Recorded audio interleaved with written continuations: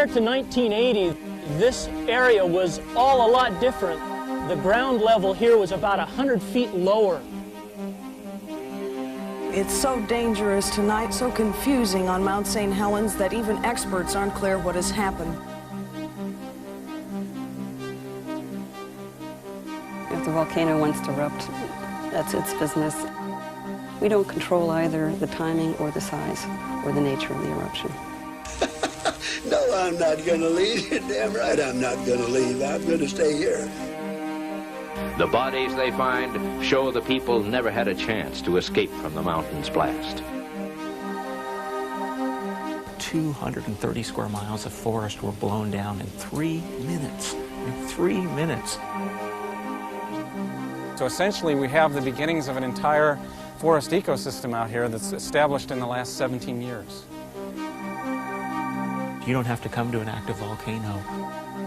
It'll come to you.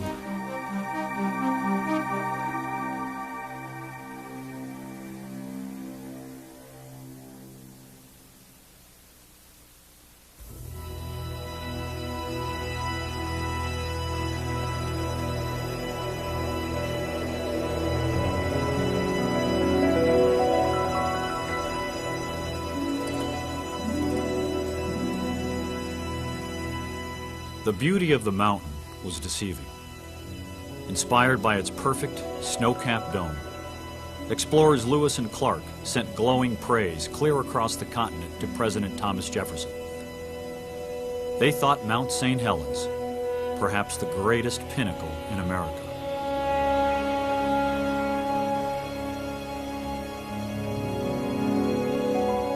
The year was 1806, and by then, Native Americans had lived in its shadow for over 7,000 years.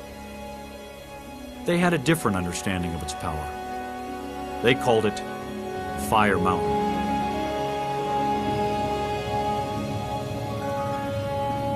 More precisely, Mount St. Helens was a time bomb.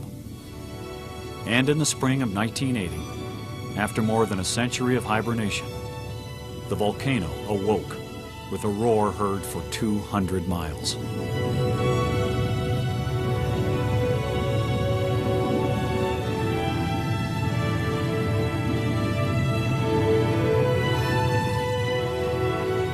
In only a matter of seconds, the perfect dome crumbled, unleashing a supersonic lateral blast that leveled over 200 square miles of old-growth forest and launched 540 tons of ash and pumice 12 miles high into the atmosphere. It was the most destructive volcanic eruption in recorded American history. Yet the natural process of recovery had already begun before the hot debris had time to cool.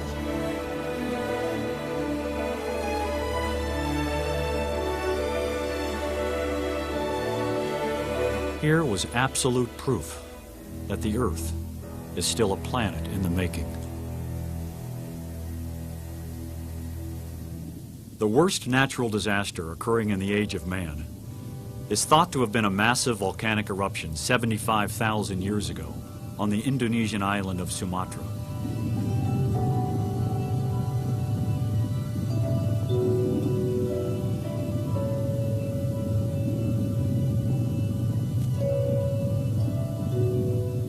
It left a scar in the earth 20 miles wide and 60 miles long. The ash exploded into the atmosphere, caused a global winter for several years. Despite a volcano's awesome power to destroy itself, along with almost everything in the neighborhood, geologists maintain it is actually serving a higher purpose. Well, volcanoes certainly are just a critical part of Earth evolution, both in terms of land masses. There's a whole area of this continent that is just basically volcanic material. It's also important in terms of the atmosphere for getting gas from the interior of the Earth up to the surface, providing us with water, carbon dioxide, sulfur, and other gases that are important for life. Given enough time, measured not in years but in millennia, fertility has always been enhanced by volcanic activity. Scientists who trace the history of volcanoes call it geologic reincarnation.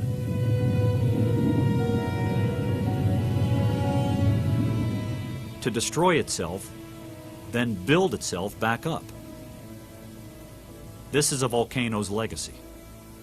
To look at the volcanic history of any area, we end up looking at the layers of the surface beneath our feet primarily.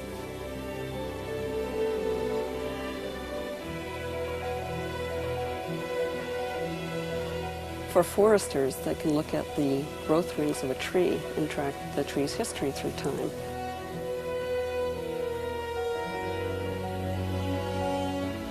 For geologists, we look at the growth rings being the rock layers that were in place to be able to track the history of the volcano through time.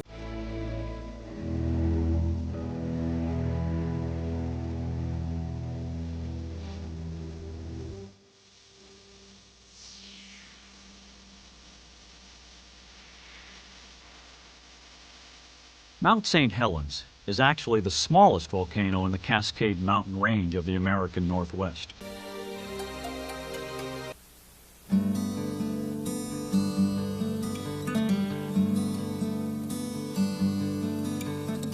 Despite its fiery reputation, the mountain has always attracted admirers.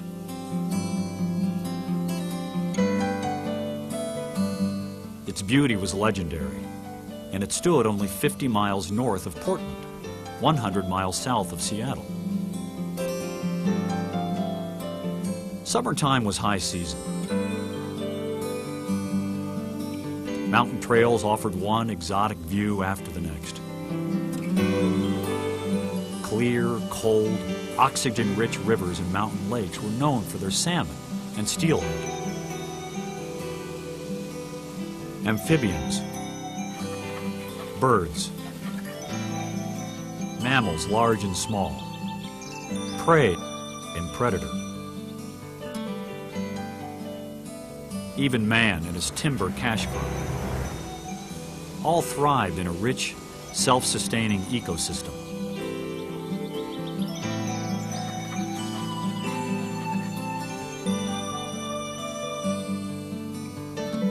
By 1909, boys and girls were trekking halfway up the mountain to scout camps on the shores of Spirit Lake. Vacationing families frequented heavenly-sounding destinations like Harmony Falls Resort, Spirit Lake Lodge, and Truman's Mount St. Helens Lodge. Its colorful proprietor, Harry Truman, became a crusty but beloved local icon, spending 50 of his 84 years in the shadow of the volcano.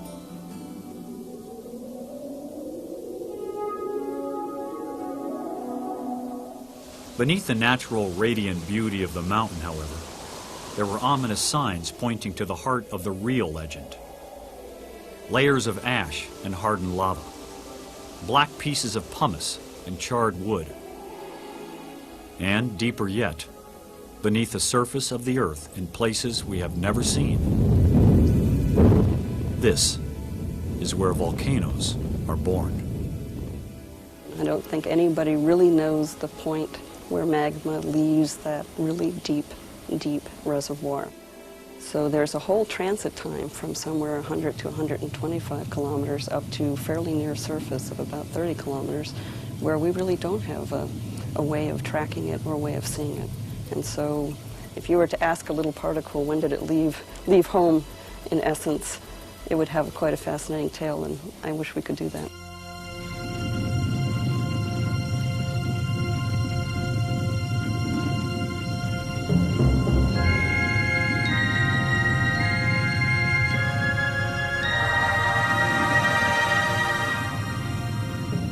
Most land volcanoes erupt near the edges of the Earth's tectonic plates.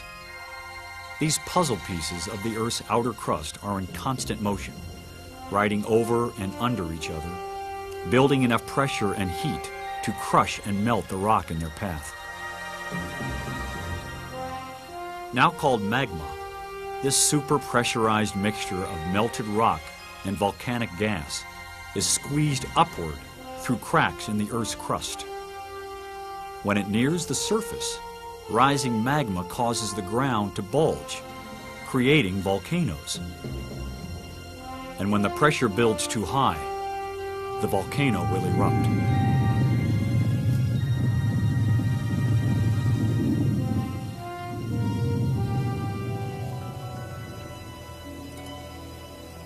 Moving at the rate of about an inch a year, it is the collision of the North American plate with the Pacific Ocean's Juan de Fuca plate that has created Mount St. Helens and the entire Cascade Range. Mount Rainier, Mount Hood,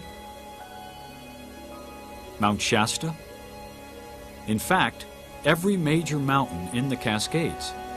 Each is a volcano with a violent past and the potential to erupt again. Of the 1,500 volcanoes in the world today, 550 are on land.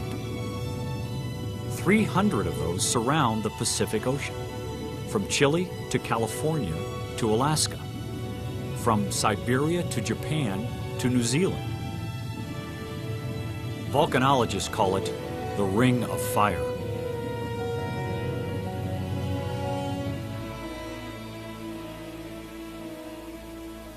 It was in 1843 that Western settlers first witnessed and recorded an eruption of Mount St. Helens.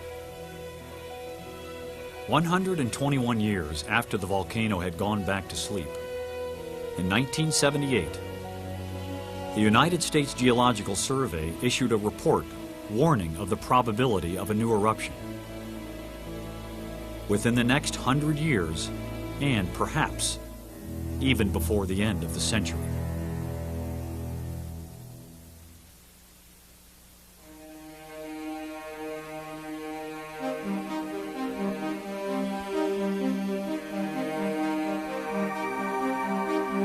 On March 20th, 1980, Mount St. Helens was shaken by the largest earthquake ever recorded at the mountain. At 4.2 on the Richter scale, it was only moderate in size, but its epicenter was very near the ground's surface. A sequence of harmonic tremors followed, smaller quakes caused by rising magma. Within a week, the mountain let off steam as the surfacing magma vaporized the glacial ice cap on contact. The news media had a field day. Angry rumbling from Mount St. Helens again shattered the morning air over southwest Washington as continental America's first volcano in over half a century continues to roar. These first steam eruptions left a crater 200 feet deep and 1,500 feet across. But even as these craters and cracks in the ice cap multiplied, grew deeper, and spread, the photogenic volcanic activity drew thousands of excited sightseers. Some of them christened the mountain Old Shake and Bake.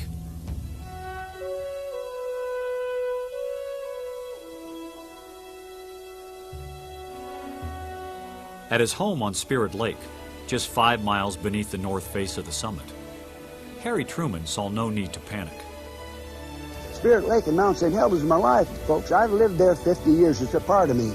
That mountain and that lake is a part of Truman, and I'm a part of it. I wouldn't leave. You couldn't drag me out of 10-mule team. I'm brave about the mountain. I couldn't understand how in the world the mountain can ever get me in Spirit Lake. I don't think it can.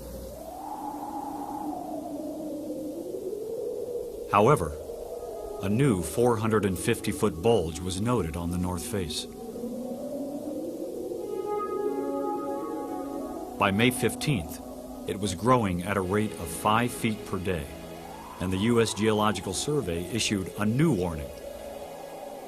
An earthquake or eruption could trigger a massive avalanche that could threaten Spirit Lake and the Toutle River Valley. How much farther can it go without gravity taking over? Well, we don't know. And mainly because we don't know the strength of the rock and we don't really know the structure specifically within the volcano. So we don't know if we're very close to slides at this point or whether we're not close.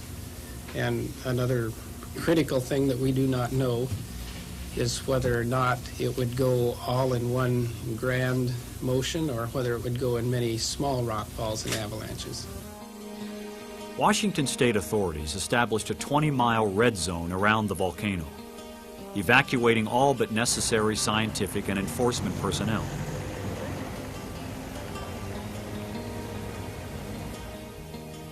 Harry Truman refused to budge. School children wrote letters urging him to come down out of harm's way. Warming to his newfound celebrity, he did come down, but only to visit their classrooms, then always to return to his beloved mountain. Then, suddenly, the mountain became quiet. It was impossible to tell whether the volcano was shutting down or just gaining strength. On Saturday, May 17th, after a week without incident, cautious law enforcement authorities agreed to let anxious residents inside the red zone to check on their homes and businesses. Governor Ray's position on this is that she wants to be of some assistance to the property owners and let you go in and at your own risk and take care of whatever you have to take care of.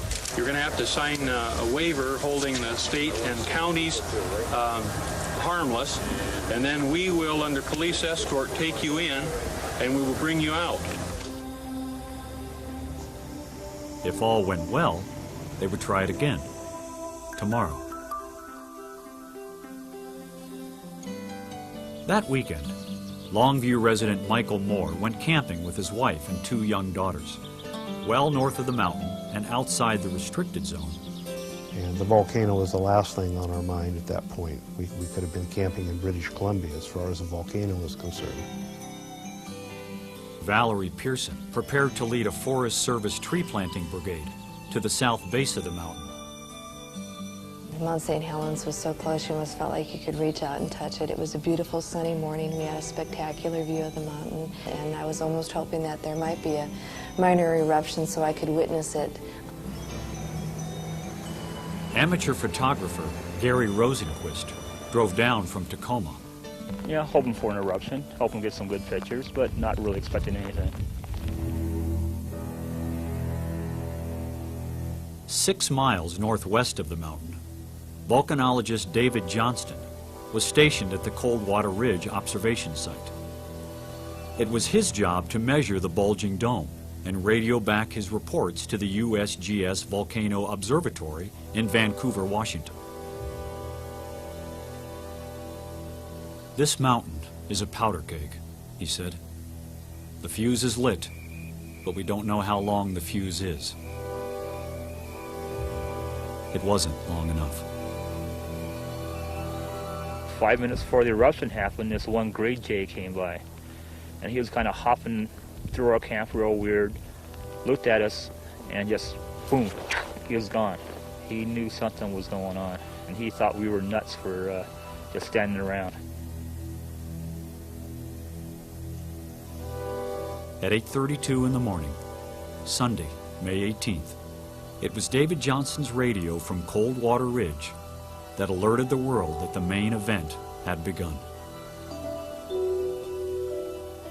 Gary's now world-famous photographs caught the volcano in full fury. Unexpectedly and tragically, the initial blast did not go skyward. Instead, exploded horizontally off the bulging northwest side of the dome at hurricane force.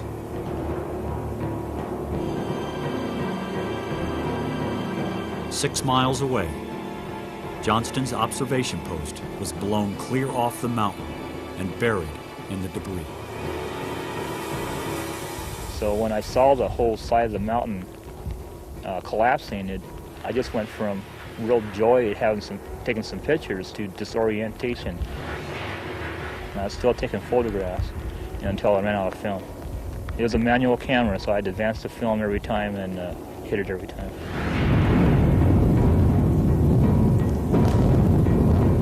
Within seconds of a magnitude 5.1 earthquake, the entire north flank of the mountain, 1 cubic mile of earth, disintegrated in a colossal avalanche. This triggered the lateral blast, the first and most lethal of many explosions of superheated volcanic gases, ash, and rock called pyroclastic flows. You know, luckily the ash cloud was going sideways. It missed me by 1/3 of a mile. It was going about 300 miles an hour. Though the blast was heard hundreds of miles away, those in the valley directly below the mountain heard nothing. I didn't feel an earthquake. I didn't hear anything. There was no large blast. Just happened to look up, and there it was. And at first I thought, oh, it's going to erupt. And then I realized the magnitude of the eruption. It's impossible to describe the beauty of that cloud.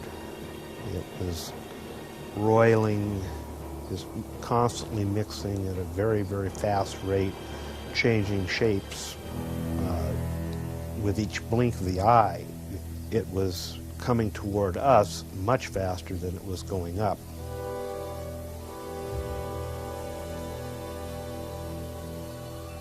Once the volcanic debris from the blast and pyroclastic flows fell to Earth, still heated to well over 1,000 degrees, they rushed down the mountain at speeds up to 200 miles an hour.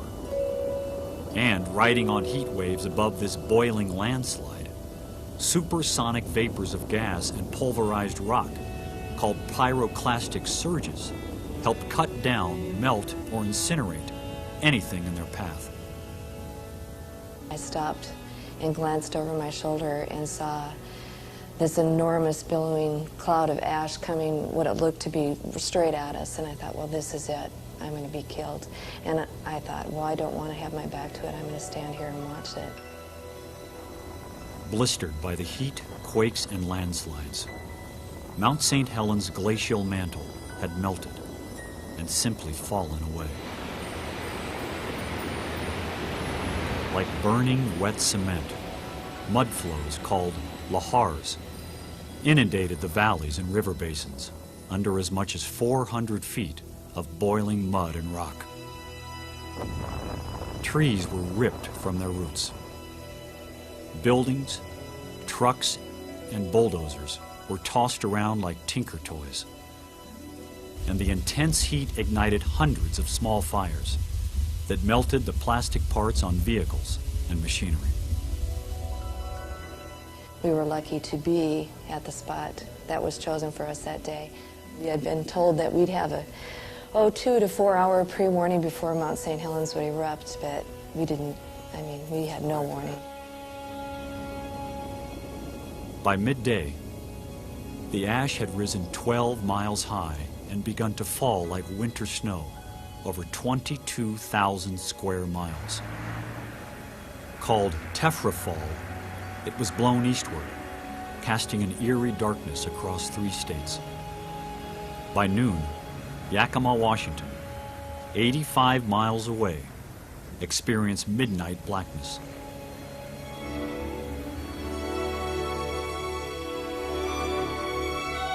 Four days later, the ash cloud had reached the Atlantic Ocean. In 2 weeks, it had circled the Earth.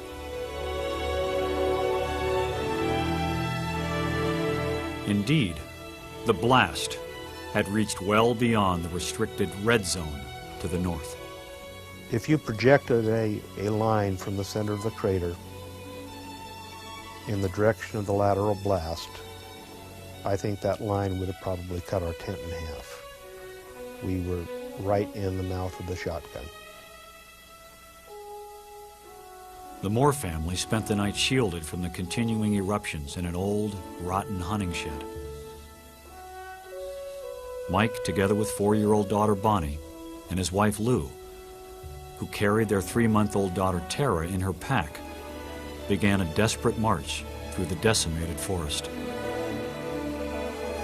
We'd been walking virtually nonstop for about 7 hours. Bonnie just kind of sat there in a daze. We wanted to try and cheer Bonnie up, so Lou took the camera, and I leaned up against a tree and said, "Come on, Bonnie," and she came over, and I said, "Smile for the camera," and I put on a smile which I really didn't believe in at the time, and Bonnie didn't smile in the first shot. The second one, she did. It's one of the best photographs I've seen.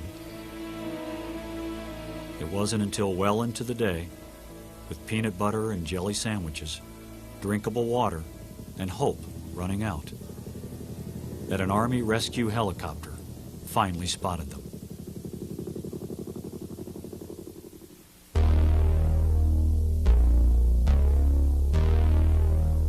The destruction to the surrounding landscape dwarfed even the most pessimistic predictions.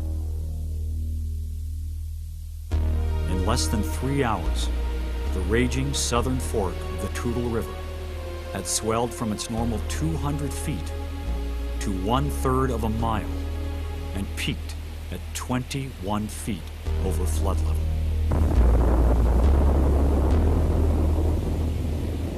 Carving a new riverbed in its wake, a 12-foot wall of water and blown-down trees had obliterated anything in its path, and stranded citizens unable to seek higher ground. 17 pyroclastic flows had buried the valleys below under enough scorched earth to raise Spirit Lake 200 feet. Deep within the debris, the Shangri-La that was Harry Truman's venerable Mount St. Helens Lodge was now a gaping, steam-venting crater, bleeding off the enormous and continuous pressure that had caused the mountain to explode. When an awestruck President Jimmy Carter toured the disaster area by helicopter, he was quoted as saying, "The moon looks like a golf course compared to what's up there."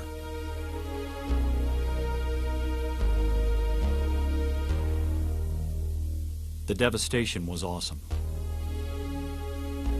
221 houses, 27 bridges, 185 miles of road, 17 miles of railroad track, and one perfectly balanced ecosystem. Though the largest search and rescue operation in the history of the Northwest had saved 198 people from certain death, 57 lives were lost in the May 18th eruption of Mount St. Helens.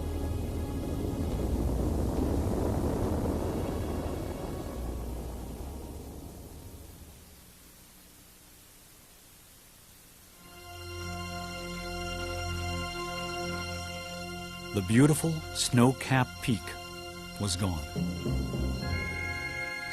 In its place was a crater, 1.2 miles wide and 2.4 miles long. 1,300 feet had been carved from its 9,600-foot crest.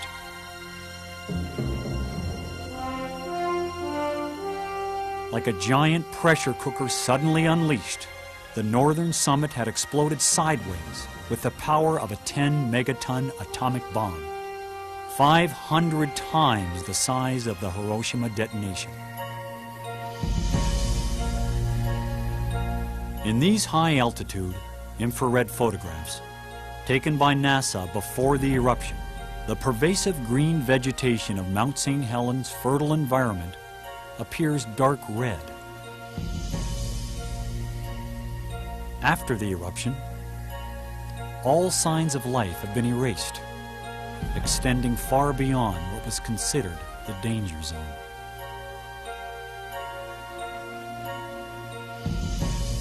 It's the very first time I drove into the blast zone. You kind of round this bend in the green forest, and wham, you come out into this huge, vast expanse of just blown down trees as far as your eye can see. It just grabbed my heart. Mount St. Helens really helps people appreciate the power of the earth and respect that power of the earth. When they learned that enough earth fell off Mount St. Helens for every person on our planet to walk away with 15 buckets of Mount St. Helens, they suddenly look at the earth in a whole different light. From that cataclysmic blast to the volcano's last steam explosions in 1992, over 21 separate periods of eruptive activity were recorded. Many were visible from Portland and even as far away as Seattle.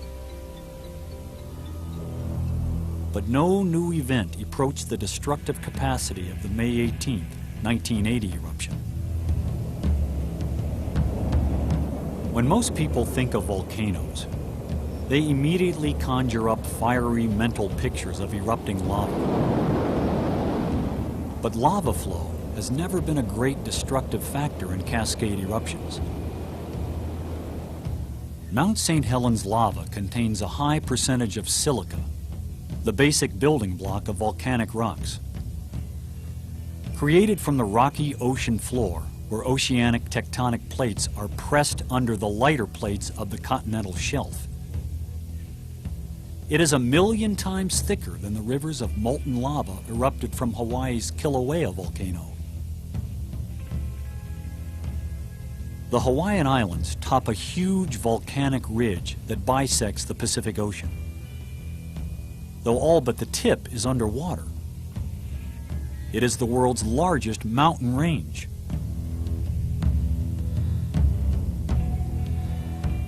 Miles below the surface of the ocean, this is the area where the Earth's tectonic plates recreate themselves and begin to push apart. The magma produced here is thought to originate deep within the molten core of the Earth.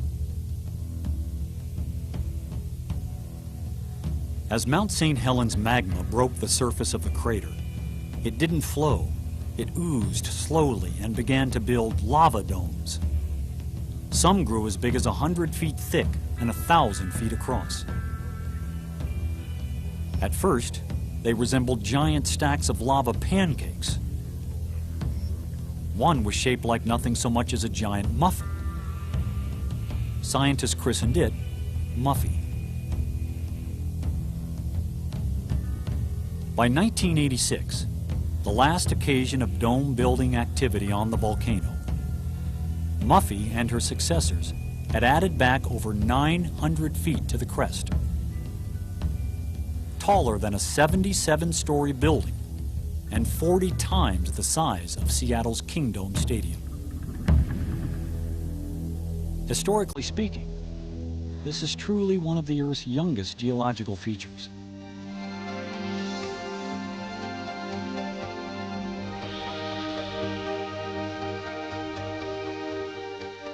Is Mount St. Helens still an active volcano? We'd like to sort of reserve the term active for when it's actually in eruption. We use the term dormant to describe a volcano that we think one day again will be active, but isn't showing any signs of activity at present.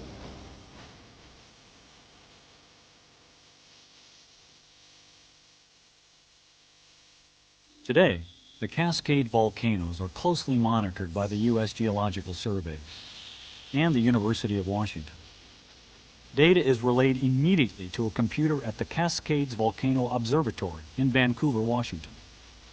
The main monitoring is seismic, and we have right now here 4 seismometers in the crater and on the outer flanks. Tells us everything we need to know for right now to warn us if there's going to be an increase in activities.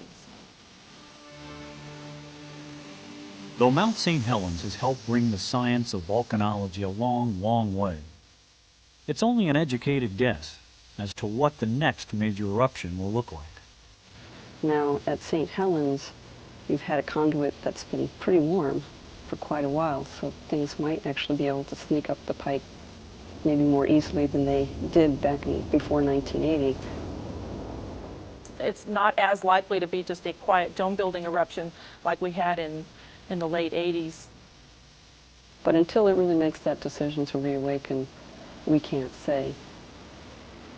One thing, however, does seem assured. Lahars, or mud flows, will be a major factor. The dome's new magma cork is now covered by a heavy snow and year-round ice buildup. If magma reaches the crater's surface, this young glacier could melt within 10 minutes. Flooding and avalanches would not only be predicted, they would be certain.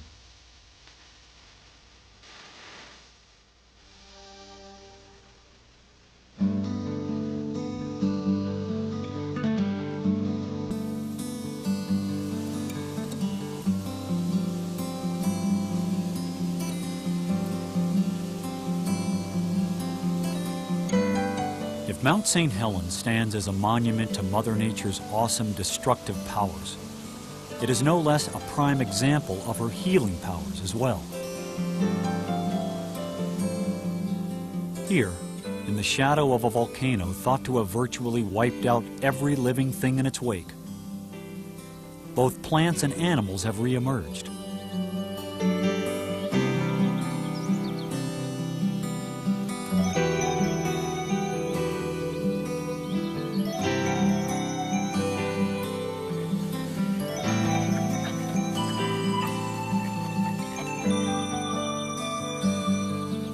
When we first came out here right after the eruption, there was nothing out here but rocks and fine sediments. And even something as innocuous as a spider web, we'd be out here in a whole area and we'd see it, and that would be a big event. We'd say, oh, we found a spider web! And our entire data sheet would have this big exclamation mark across it.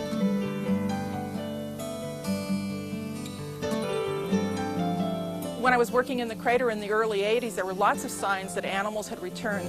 And there were animal tracks in some of the stream canyons. There were birds and butterflies, and in the early 80s we even saw little ground squirrels scurrying across the crater floor, stealing snacks from our lunches.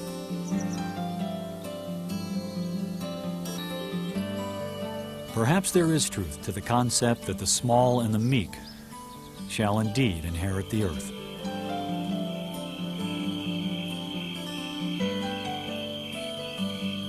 Mount St. Helens gives us a chance to kind of reflect back on what much of this region must have looked like thousands of years ago. Here we have a chance to see that process of step-by-step development of a forest from scratch. We get to watch it from the ground up. Since the volcano erupted in late spring, much of the area was still blanketed by snow. Shade-tolerant plants with prolific root systems, ground-hugging vegetation, and even small trees whose branches were bowed under heavy snowfall were insulated from the intense heat and the blast of the eruption.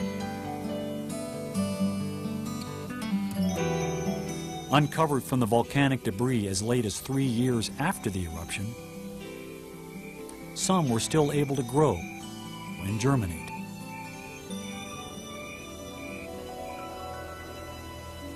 The towering evergreens in the blast zone, however, were helpless against the full force of the eruption.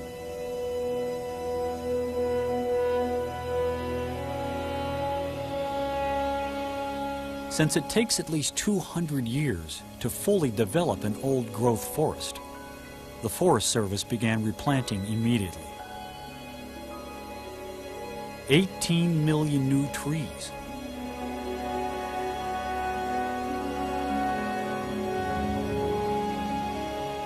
Now, 17 years later, areas of the young forest are 20 to 30 feet high and already need to be thinned. One of the ways that we can tell how the forest is doing and what's happened through time is to mark places and then come back repeatedly year after year. And in that way, we can actually come in, like this stake here, and mark a place. And that way we know we're coming back to the same spot. Each stake has a number. And we can then measure a distance around it and come back repeatedly through time and watch the growth of these willows and alders here and essentially track the development of the forest from the ground up. But living through the blast is only the first hurdle towards the plant's survival.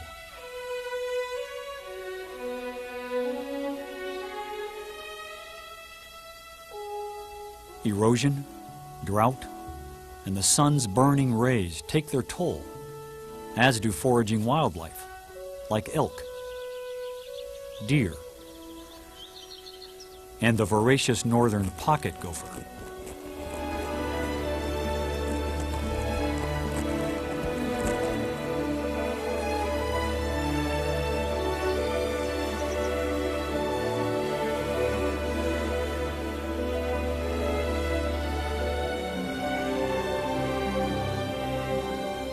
By far, the most devastated area was the northern base of the volcano. Now called the Pumice Plain, it was first scoured by the lateral blast and temperatures as high as 1,200 degrees. Then, it was buried under 250 feet of landslide, ash, and pumice.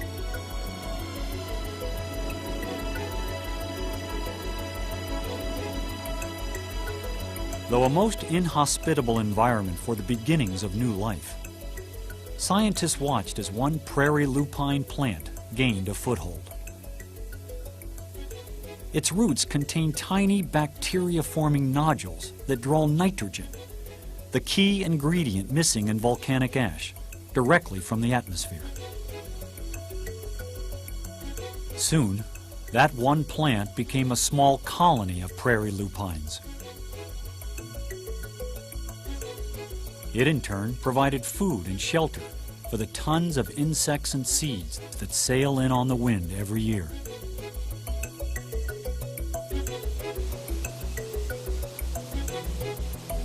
These little islands of life multiplied and grew together to provide enough nutrients for all kinds of other plants. And as the plants matured, the animals that feed on them returned as well.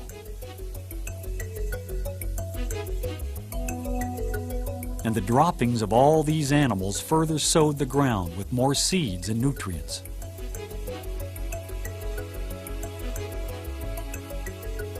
Elk and deer from surrounding areas were seen in the blast zone within days after the eruption.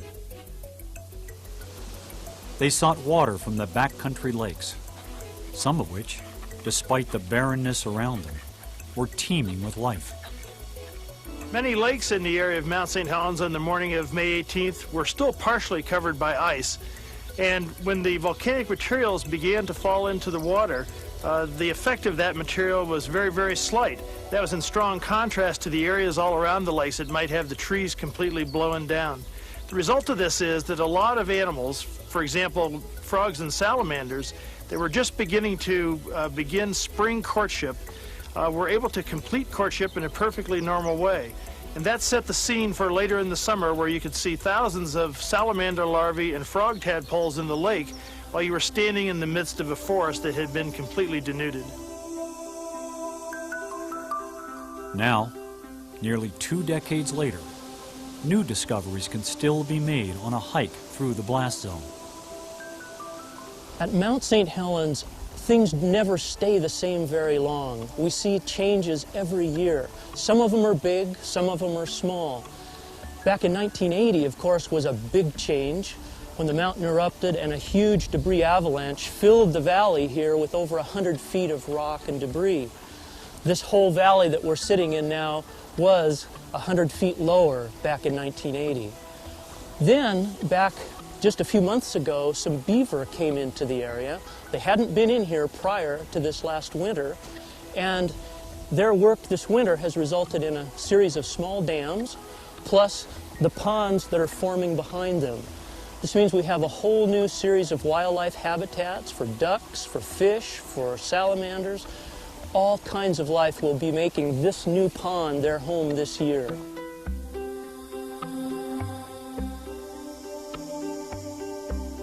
Other wetlands, however, haven't been so hospitable. Just beyond the Pumice Plain, so much of the volcano slid into Spirit Lake that it rose 200 feet in a matter of minutes. splashing giant waves 400 feet up the surrounding ridges that washed even more soil and trees back into the lake. Explosions of steam and ash blasted small craters along the shoreline for weeks after the eruption.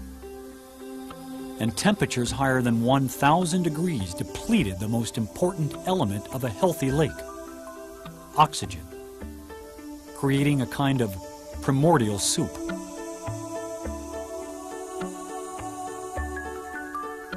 Still, not everything died. Archean bacteria, similar in structure to fossil organisms found in 3 billion-year-old Precambrian rock, led the recovery.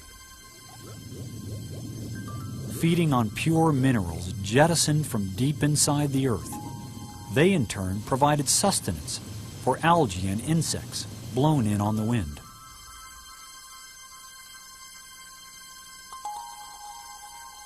Biologists were stunned to find the lake clearing and returning to life in less than 5 years. And just a few years ago, we found the first fish in Spirit Lake. And we think that fish came from fish that survived in a high mountain lake that was covered with ice. The young of those fish washed down in the stream into Spirit Lake, and now there are good-sized trout in Spirit Lake. Is this how life began on Earth? And is it happening on so many other planets, where astronomers have detected signs of volcanic activity and the possibility of hospitable atmospheres? Could the study of a volcano, like Mount St. Helens, help unlock the keys to finding other life in the universe?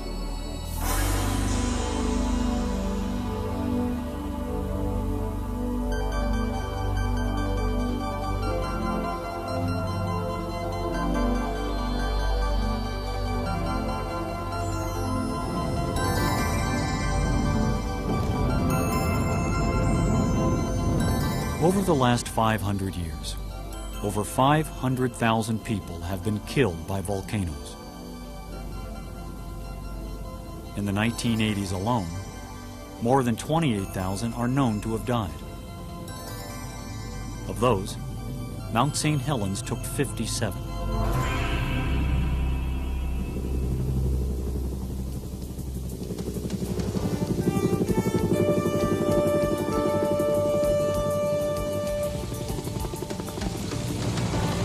Soon after that eruption, the United States Geological Survey created the Volcanic Crisis Response Team, dedicated, highly trained experts ever ready to go anywhere in the world to help predict and warn of volcanic threats. What we've learned from Mount St. Helens, we have fine-tuned in responses to volcano crisis around the world. The Pinatubo eruption in 1991 is a fine example of that. The team from here, working with the local volcano observatory in the Philippines, was able to give out an early warning of that eruption, which allowed 15,000 military personnel from the U.S. and upwards of 50,000 local residents to be evacuated. Very few lives were lost in that compared to what would have happened had we not been able to predict that eruption.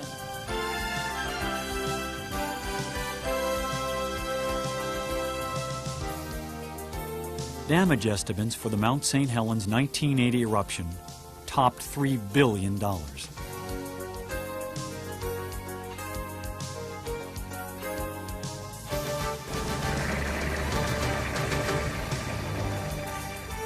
Beginning only 2 days after the initial blast, its cleanup became the largest project in the history of the Army Corps of Engineers.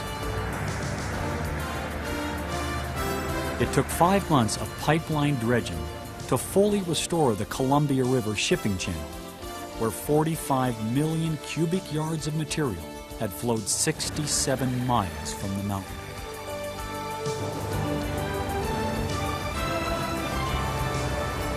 The citizens of Kelso and Longview, Washington, had been inundated by floods and mudflows.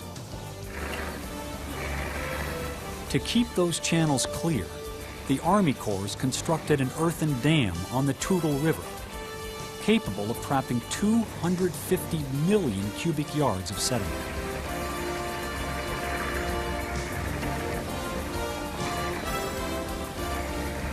But the aftermath of a volcano is much more than just an engineering problem. All the volcano's neighbors, victims and rescuers alike, must put their lives back together again.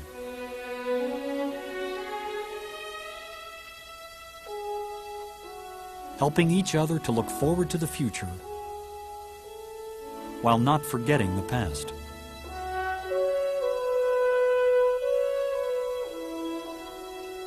Most were not as fortunate as Valerie Pearson.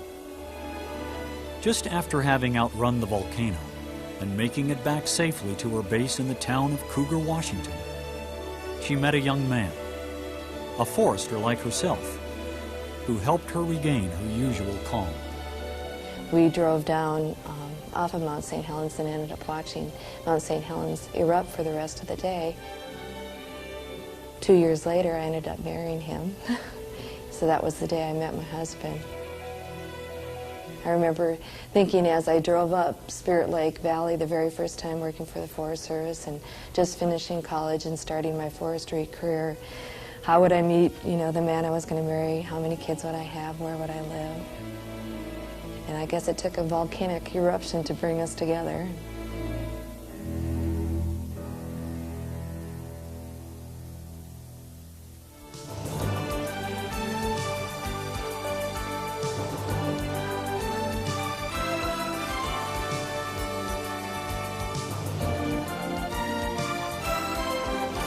In 1982, the United States Congress set aside 110,000 acres of the Gifford-Pinchot National Forest as the Mount St. Helens National Volcanic Monument. The scientists at Mount St. Helens are really incredible people because they've recognized the importance of communicating their findings. And they found great ways of making the information they present at Mount St. Helens kind of fun, entertaining, and easy to understand. It is also their sacred mission to protect the volcano's environment, allowing the natural process of the volcano's recovery to continue unimpeded and unimpaired.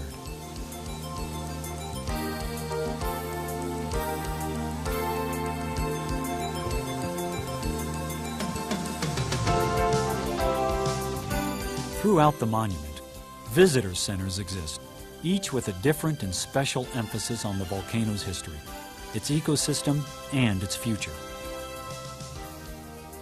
A recent addition, the Johnston Ridge Observatory, named for USGS volcanologist David Johnston, was dedicated May 17, 1997, the eve of the 17th anniversary of the Mount St. Helens eruption that took his life. The first time I came to Mount St. Helens and was walking out on the deposits from the 1980 eruption, I just had this sense of this being incredibly unique and like no other place on Earth that I at least had ever been. And I have that same feeling now. It's just a unique spot on Earth.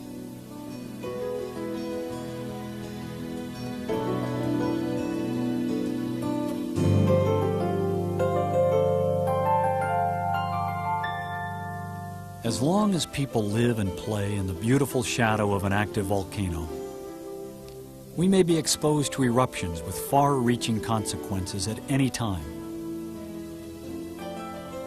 With that very firmly in mind, it is the U.S. Geological Survey's mission to keep natural occurrences from becoming natural disasters. Once again, the volcano's mountain trails welcome hikers, campers, and adventurous tourists.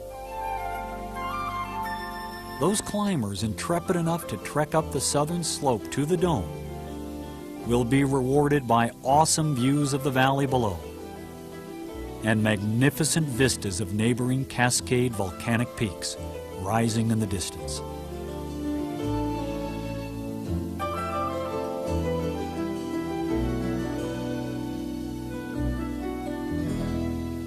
But even more awe-inspiring, there is the sight of moss, green plants, and even willow growing out of the steaming lava bed.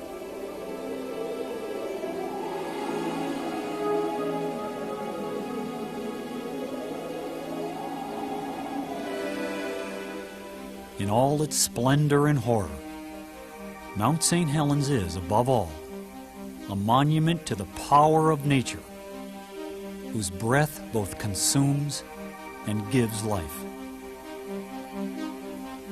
But I'd like to think that there's a sign at the edge of the blast zone, God's country under construction.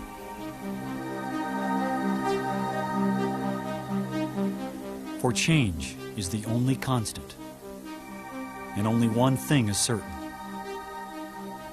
the volcano will erupt again.